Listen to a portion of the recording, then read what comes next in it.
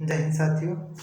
जैसे कि आप सभी को सूचना मिल गई होगी कि कल 28 मई शनिवार को 12 बजे हमारी रूम नंबर 19 में बाल संरक्षण को लेकर एक मीटिंग रखी गई है, जिसमें आप सभी का आना अनिवार्य है जो सीपी क्लब में है उनके लिए, और जो अभी नहीं है सीपी क्लब में नहीं जुड़े और जुड़ना चाहते हैं तो वो भी आ जाए, अपना नाम लिखा दें। जब भी इसकी सदस्य की संख्या बढ़ेगी उस समय आपके नाम दे दिए जाएंगे और आप सीपी क्लब के सदस्य बन जाएंगे। ठीक, जो एनएसएस में अभी मीटिंग करते हैं वो आ सकते हैं। इसके अलावा जो एनएसएस में नहीं है और जो इसकी इच्छा रखते हैं कि हमें बाल संरक्षण क्षेत्र में, बालकों की शिक्षा क्षेत्र में कुछ नया करना है, कुछ आगे करना है, उनको जागरूक करना है, तो आपका स्वागत है, आप सीपी क्लास में आ सकते हैं। तो कल हमारी जो मीटिंग रखी गई है उसमें हमारा मेन विषय रहेगा कि बालकों की शिक्षा के लिए आगे क्या हम प्रयास कर सकते हैं, क्योंकि अभी लगभग 1 महीने बाद स्कूल खुलेंगे 1 जुलाई से। तो तब तक हम कम से कम 5 या 6 प्रोग्राम ऐसे कर लें गांव-गांव जाकर बालकों को जागरूक कर। तो हमारा प्लान रहेगा कि 5 से 6 दिन के अंतराल से लेकर के बाद में मीटिंग वगैरह करते रहेंगे, गांव में नारेबाजी भी करेंगे, बालकों को इकट्ठा करके उनको शिक्षा के संबंध में जागरूक भी करेंगे, ताकि वो शिक्षा को प्राप्त करने की एक मन में जिज्ञासा उठे, एक लालसा उठे कि हमें शिक्षा को प्राप्त करना ही है। ठीक, तो देखते हैं कि हमारा कल का प्लान क्या रहेगा और कल के बाद में जब हम गांव में जाएंगे तो हमारा क्या प्लान वगैरह रहेगा। तो देखिए, सबसे पहला पॉइंट है कि शिक्षा का अधिकार एवं कर्तव्य। तो हमें पहले बालकों को तो पहले ये बताना होगा कि तुम्हारे शिक्षा के प्रति अधिकार क्या है, और उनके अभिभावकों को ये बताना होगा कि तुम्हारे कर्तव्य क्या है बच्चों की शिक्षा को लेकर के। तो देखिए, शिक्षा के अधिकार बालकों के हैं। संविधान में 2009 में संशोधन करके 6 से 14 वर्ष तक के बालकों को अनिवार्य शिक्षा कर दी गई है, उनको शिक्षा लेना अनिवार्य है, प्राथमिक शिक्षा। ठीक, और दूसरा कर्तव्य भी है हमारे संविधान की भाग 4 काम है। ठीक, भाग 4 काम में लिखा है लास्ट में कि 6 से 14 वर्ष तक के बालकों की माता भावना रहती है तो फिर उनसे ऐसे काम भी ना करवाए जाएं, तार काटने से संबंधित ऐसे काम जो जिनमें उनको क्षति हो सकती है, ऐसे काम छोटे बालकों से ना ही कराया जाए। ठीक, दूसरा पॉइंट रहेगा हमारा कि बालकों की शिक्षा में जो बाधक तत्व कौन कौन से आ रहे हैं, ठीक, उनके बारे में हम बात करेंगे, क्योंकि जब तक हमको ये सब नहीं पता होगा तब तक हम बालकों को नहीं समझा पाएंगे। इसलिए किसी को समझाने से पहले एक प्रॉपर गाइडेंस होना चाहिए, एक प्रॉपर नियम होने चाहिए कि हमें बच्चों को क्या समझाना और कैसे समझाना। ठीक, तो दूसरा रहेगा हमारे शिक्षा में बाधक तत्व कौन कौन से हैं। एक तो है जागरूकता का अभाव। अभी क्या हो रहा है कि बच्चों को जागरूक नहीं है कि हम शिक्षा प्राप्त करके क्या कर सकते हैं, या फिर शिक्षा को प्राप्त कैसे कर सकते हैं, या शिक्षा प्राप्त करने के हमारे रास्ते क्या हो सकते हैं, साधन क्या हो सकते हैं। तो एक तो हमें ये बताना होगा उनको कि जागरूकता के संबंध में कि आप शिक्षा प्राप्त करिए, उनको प्रॉपरली स्कूल में जाके उनके एडमिशन कराने में उनका सहयोग देना चाहिए। जो एडमिशन नहीं, क्योंकि अभी क्या है कि जब भी सरकारी स्कूल में जाएंगे तो लगभग तमाम वो डॉक्यूमेंट्स वगैरह मांगते हैं, तो वो कहीं ना कहीं ये सोचते हैं कि इससे अच्छा तो या फिर प्राइवेट में चले जाएं या फिर कहीं शिक्षा के अभाव में ही रह जाते हैं। बहुत से बच्चे भी ऐसे हैं। दूसरा, सुविधाओं का अभाव। अभी क्या है कि बच्चों के पास में बहुत सारी सुविधा नहीं आ पा रहे हैं जो शिक्षा प्राप्त करने के लिए होनी चाहिए। पहला है कि सबसे बड़ी समस्या हमारे देश में गरीबी की है। ठीक, गरीबी के अभाव हम वो शिक्षा को प्राप्त नहीं कर पा रहे हैं, तो एक तो ये कारण हो जाएगा। लेकिन गरीबी दूर नहीं हो सकते, लेकिन हाँ, सरकारी स्कूल में ले जा करके उनका निःशुल्क एडमिशन करा करके इस समस्या का समाधान हो सकता है।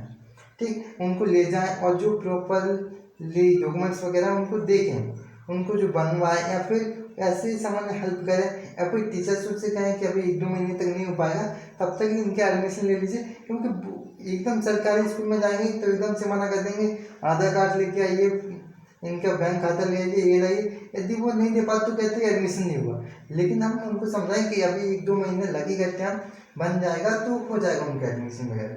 दूसरे की जानकारी का अभाव, उनको जानकारी का अभाव नहीं है, सबसे बड़ा कारण है।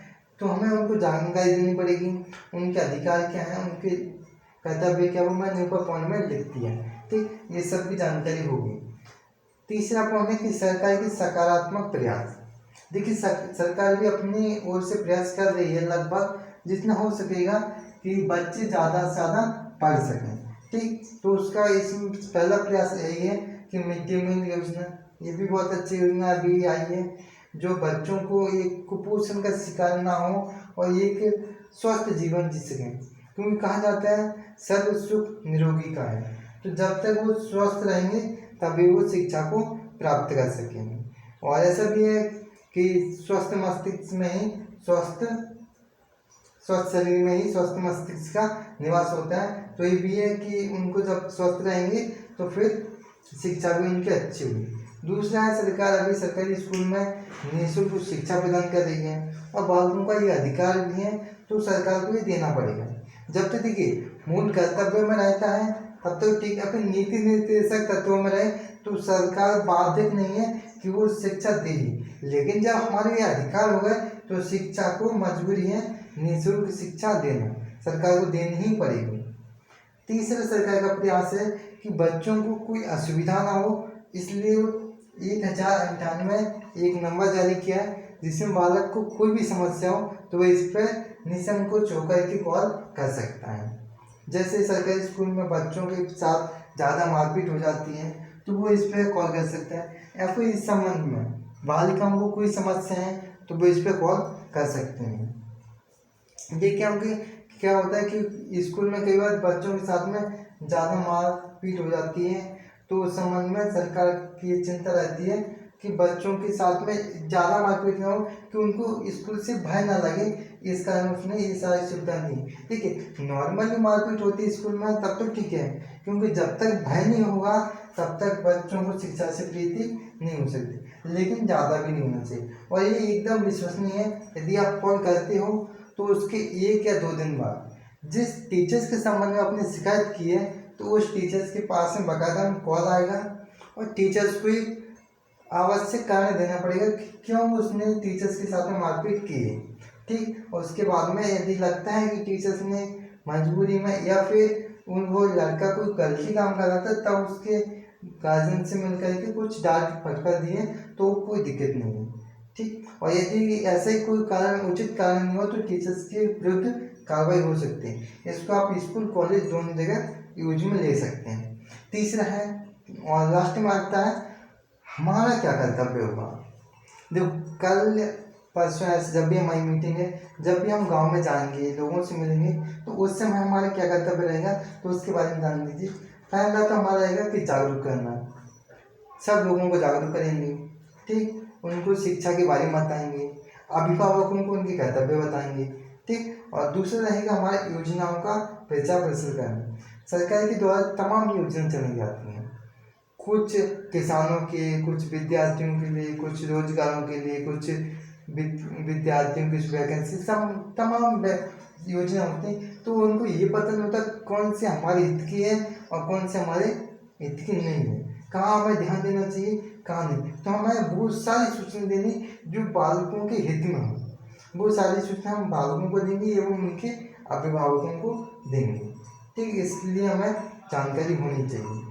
तीसरा है शिक्षा का मूल्य बताना। इस सारी समस्या का जड़ यही है कि शिक्षा का मूल्य अभी कम पता है, उनकी गलत अर्थ लगा ली जाती है। किसी से पूछिए शिक्षा कहिए तो वो हमेशा ही कहता है कि शिक्षा प्राप्त करने से कुछ नहीं होगा, शिक्षा प्राप्त कर लेंगे तब भी बेरोजगार ही बैठना है। ये ठीक है कि अभी कितना कंपटीशन होगा कि सरकारी नौकरी लाना मुश्किल तो नहीं है, लेकिन थोड़ा हर किसी के बस में नहीं है कि वो सरकारी नौकरी प्राप्त, लेकिन इतना जरूरी है यदि शिक्षा प्राप्त कर ली तो कम से कम वो बेरोजगार तो नहीं ही रहेगा, कुछ ना कुछ तो करेगा। ठीक, तो ये हमें शिक्षा के बारे में उनको बताना होगा। और अम्बेडकर जी भी ये कहते थे कि शिक्षा उस श्रेणी का दूध है जिसने जितना पिया वो उतना दहाड़ा है। तो ये शिक्षा सबसे जरूरी है, कोई भी समस्या हो समझ में, चाहे आप दहेज प्रथा ले लीजिए, बाल विवाह ले लीजिए, या फिर परिवार से संबंधित तमाम मामले, उनमें कहीं ना कहीं शिक्षा का अभाव है जिस कारण से हमें ये सारी समस्या देखने को मिलती है। शिक्षा भी एक ऐसी जो उच्च संख्या जो हमारे समाज से लेकर जोड़ के चले, वो संख्या बेहतर रहती है। चलिए कल मिलते हैं और कल इस पे और भी ज़्यादा डिटेल से बात करेंगे क्लास में जाके। चलो तो आप सभी से ये निवेदन रहेगा कि आप सभी जितने भी लोग हैं आप सभी कॉलेज आइए और इन तमाम समस्याओं को लेकर के उनके समाधान लेकर के बात करेंगे, ठीक। और